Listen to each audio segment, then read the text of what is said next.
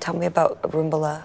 It is a small place. It was a forest near to the railway station. And all people from the ghetto were asked to put their belongings. They driven out and they were told that they were just to move to another place. They had to walk until the place where the graves were dug. And they were forced to undress and just to go into the graves, and they were just shot there. Rashida Jones just discovered that her great-great-grandfather's last name, Benson, goes all the way back to his Jewish roots in Latvia. Benson? It's really cool. So, Shlomo Benjamin Benson, 62. He must be Benjamin, my great-great-grandfather's father. So he's my great-great-great-grandfather. Is that correct? Yeah, okay. Wow. Is there anything else you want to show me? Well, I can show you another list with your family. This file is a record enlistment of Hazenpot for 1841. And that's where most of my family's from? Yes, your family was definitely from this place. In the old times, it was named Hazenpot, but since Latvian Republic in 1918, it is called Aizpute. Aizpute. In Latvian, yes. Wow. Shlomo Benjamin Benson. So well documented, I can't believe it. Yeah. Okay, so these were the brothers. Yeah. Yankel, Abraham, Isaac. So these military eligibility records have taken me from my great-great-grandfather Benjamin to his father, Shlomo. The records also tell me Shlomo had 3 brothers, and their father, Benjamin Marcus, was born in 1786. Wow, so they were there for a long time. Yeah. 3 or 4 generations. Yes. Amazing. Rashida Jones is in Latvia, where she has traced her maternal lineage back 6 generations. I'm going to see Rita Bogdanova again. How you doing? I'm fine. We've arranged to meet at a Riga synagogue. I'm hoping she found some information about the Bensons who stayed in Latvia and their fates during the Second World War. I come back to you because I guess I'm curious as to what happened to the descendants of Shlomo's brothers, Isaac, Yankel, Abraham. Well, Shlomo's brothers had families, and you can see them here on the tree. I can show you also passports. Wow. Rita tells me that shortly after Latvia gained its independence in 1918, all citizens over the age of 16 were required to have a passport, even to travel town to town.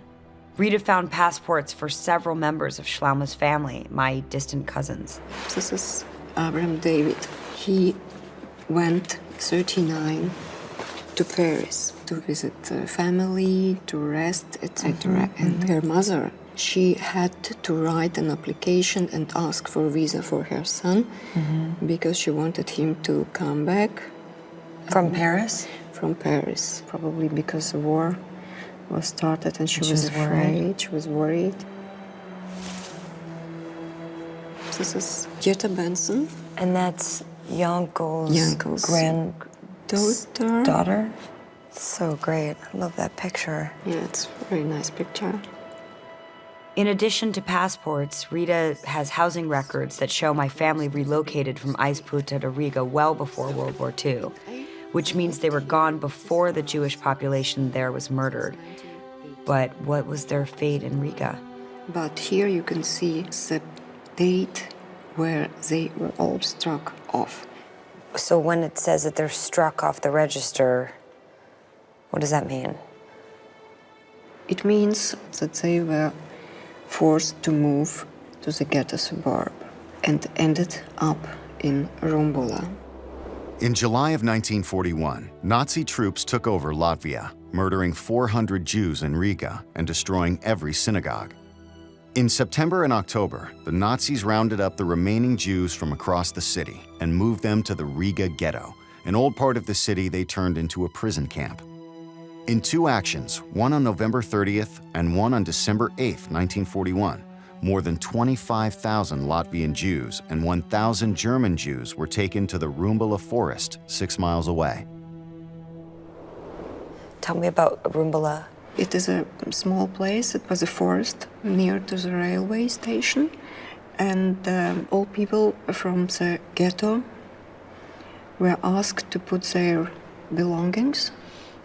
They driven out, and they were told that they were just to move to another place. They had to walk until the place where the graves were dug, and they were forced to undress and just to go into the graves, and they were just shot there.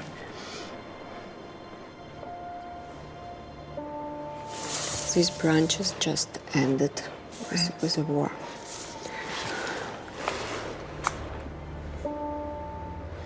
He's so handsome, he's so young.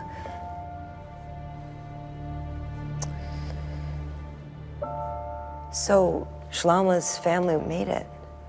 Because they left.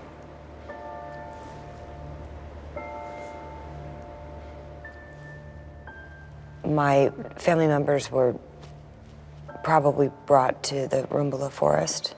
Right? And is there anything there now? Yeah, now there is a very large memorial.